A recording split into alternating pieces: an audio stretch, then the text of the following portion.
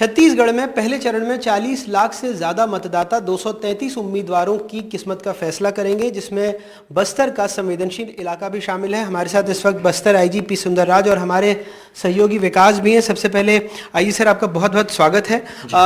कितने सुरक्षा बलों को यहाँ पर तैनात किया गया है, जिससे उम्मीद कर सकते हैं कि शांतिपूर्ण तरीके से चुनाव संपन्न हो जाएगा?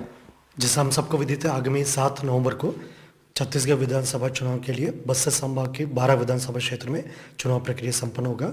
ये चुनाव संबंधित सभी कार्रवाई को सुरक्षित एवं व्यवस्थित तरीके से एग्जीक्यूट करने के लिए हमारे पास पहले से स्पेशल फोर्सेज जैसा डीआरजी है, एसटीएफ है, बीएस कोबरा है, बस्तर फाइटर्स है, उसके अतिरिक्त सेंट्रल आर्म्ड पैरामिलिट्री फोर्सेस का भी डिप्लॉयमेंट है।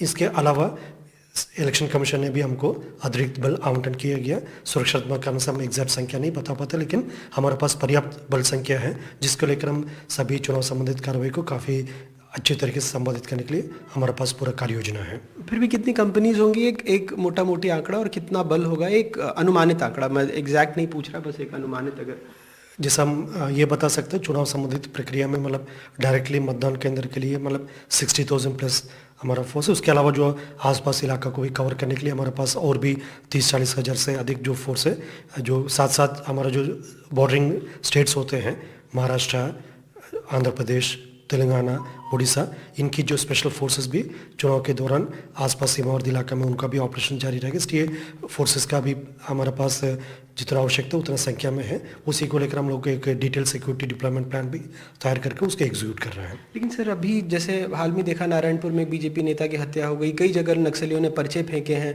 कितने संवेदनशील बूथ हैं, और इन लोगों को समझाने के लिए कि कोई डर नहीं है क्योंकि उनके नेता की हत्या हो जाती है, तो फिर पुलिस क्या उस दिशा में काम कर रही है? प्रतिबंधित एवं गैर कानूनी सीपीएम संगठन का एक सिद्धांत है और उनका एक पुराना मोडस ऑपरेंडी भी है। जितना भी चुनाव संबंधित जो प्रक्रिया उसका काफ़ी डिस्टर्ब करने के लिए उनका साजिश रहता है। इसके पूर्व में भी जितना विधानसभा चुनाव 2003, 8, 13, 18 में हुआ, इस दौरान भी बड़ी बड़ी घटना का अंजाम देने को उनका एक पुराना रिकॉर्ड रहा। उसके अलावा जो जितना भी जो चुनाव के दौरान उनका टारगेट बेस बढ़ जाता है, जो पोलिंग पार्टी से लेकर जो पॉलिटिकल फंक्शनरीज है, सिक्योरिटी पार्टीज भी बाहर से भी काफ़ी बड़ी संख्या में आते हैं, और क्षेत्र में जो आम नागरिक हैं उनको भी पुलिस मुखबिर कारों पर उनका प्रताड़ित करना सीपीएम संगठन के पुराना एक तौर तरीका है। इसी तहत हाल फिलहाल में अनफॉर्चुनेटली 2 ऐसे इंसिडेंट्स हो गए हैं, लेकिन उसके बावजूद क्षेत्र में जनता में काफ़ी लोकतांत्रिक व्यवस्था के प्रति एक विश्वास और उसका एक उत्साह देखने के लिए मिल रहा है।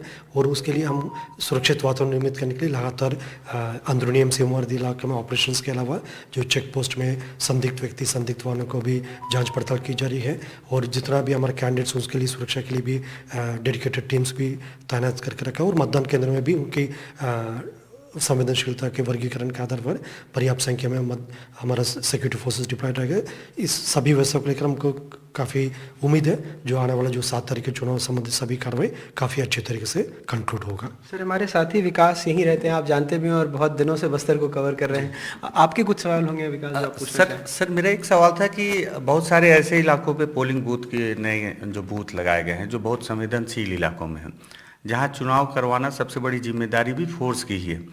उन इलाकों पे मैंने ग्राउंड रिपोर्ट किया, मैंने देखा गांव वालों से बात करके कि सरकार के प्रति एक नाराज़गी भी है, फोर्स के प्रति भी है। जैसे सिलगेर का इलाका हो या एल्मागुंडा का इलाका हो, मिनपा का इलाका हो, उन लोगों को पोलिंग बूथ तक लाने में भी अहम जिम्मेदारी फोर्स की है। तो उनके लिए आप क्या कर रहे हैं, फोर्स क्या कर रही है? इस संदर्भ में मैं सिर्फ इतना बताना चाहूँगा, विगत 5 वर्षों में जैसा 2018 विधानसभा चुनाव और 2023 के विधानसभा चुनाव के बीच की अवधि में लगभग 65 से अधिक जो नवीन सुरक्षा कैंप स्थापित की गई, जो खासतौर पर जो दक्षिण सुकमा, दक्षिण बीजापुर, अबुझमाड़ क्षेत्र या उत्तर बस्तर के इलाका में जो संवेदनशील इलाका में जो नवीन सुरक्षा कैंप स्थापित की गई।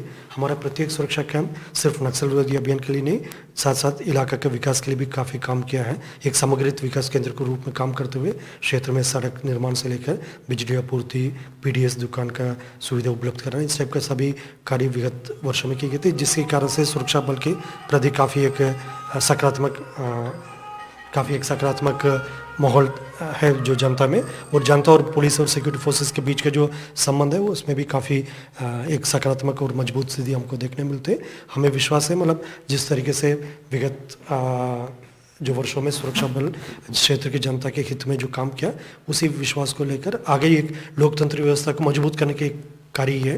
इसमें सबका एक संयुक्त जिम्मेदारी भी है और सुरक्षा बल अपनी जिम्मेदारी निभा रहा है। नागरिक भी मतदाता के रूप में अपना जो जिम्मेदारी को निभाने का हमारा पूरा विश्वास है। तो सर एक आखिरी मेरा सवाल था, अगर कोई आपात स्थिति हो जाती है तो एयर इवैक्यूएशन का भी कोई प्लान है और उन लोगों को निकालने का जो मतदान में जो कर्मचारी शामिल होते हैं उनको जैसे आगामी विधानसभा चुनाव के लिए यदि किसी प्रकार को कोई कैजुअलिटी इवैक्यूएशन कोई इमरजेंसी इवैक्यूएशन होगा उसके लिए हमारे पास डेडिकेटेड एयर एम्बुलेंस भी है। इसके अतिरिक्त इंडियन एयरफोर्स के जो चॉपर्स है इस कार्य में उनका काफ़ी एक्सपर्टाइज भी है। पूर्व में भी लगातार ऑपरेशन के दौरान भी इस प्रकार का सहयोग उनके द्वारा दी गई है और हमारे जितना भी हॉस्पिटल्स है उसका भी वेल इक्विप्ड की गई थे ताकि चुनाव के दौरान किसी प्रकार का कोई अनफॉर्चुनेट इंसिडेंट होगा कोई कैजुअलिटी होगा उसका तत्काल ट्रीटमेंट के लिए जो बड़ी बड़ी हॉस्पिटल्स में हमारा अग्रीमेंट भी होकर रखा ताकि कैशलेस ट्रीटमेंट भी होकर किसी की जान बचाने के लिए हम